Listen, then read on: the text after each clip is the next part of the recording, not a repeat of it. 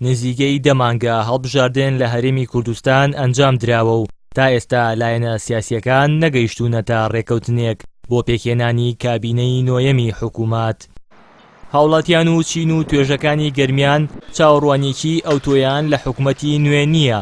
ئەوان دەڵێن حکوومەتە یەک لە دوای یەکەکانی جووت حیزبی دەسەڵاتدار تەنیا گۆڕینی دەموچاوە و هیچ لە بارودۆخی گوزەرانی هاوڵاتیان ناگۆڕێت.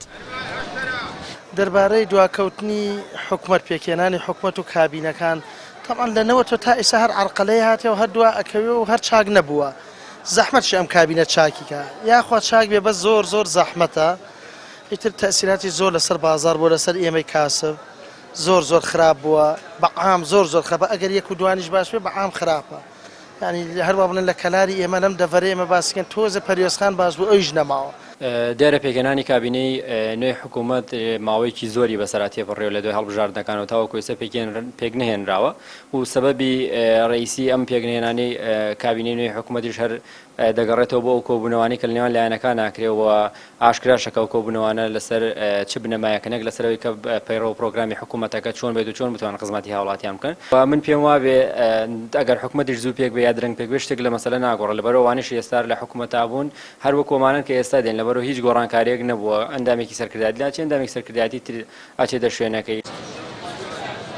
پسپۆڕێکی بواری ئابووریش پێی وایە لە دوای ئەو قەیرانە داراییە قوڵەی بەرۆکی هەرێمی گرت پێکهێنانی حکوومەت کارێکی لە پێشینەیە و دەبێت گیانێک بەبەری ئابووری هەرێمی کوردستاندا بکرێتەوە.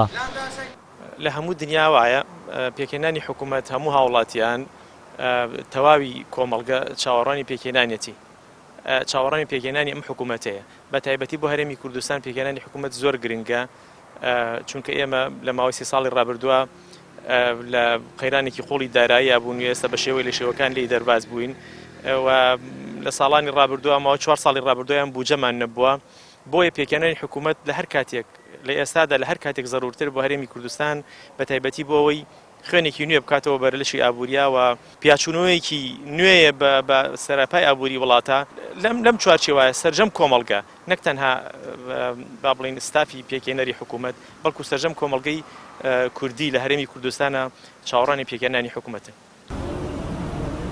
کابینەی نۆیەمی حکوومەتی هەرێمی کوردستان وەکو سەرجەم کابینەکانی پێشخۆی بەدار نەبووە لە ململانەی سیاسی و شەڕی پۆست و کورسی هەرچەندە تەنیا چەند ڕۆژێک لە بەردەم سەرۆکی حکوومەت ماوە تا کابینەکەی ڕابگەیەنێت بەڵام پێناچێت شەڕی پۆست و پارە بەم نزیکانە تەواو بێت و کابینەی نوێ پێک بهێنرێت.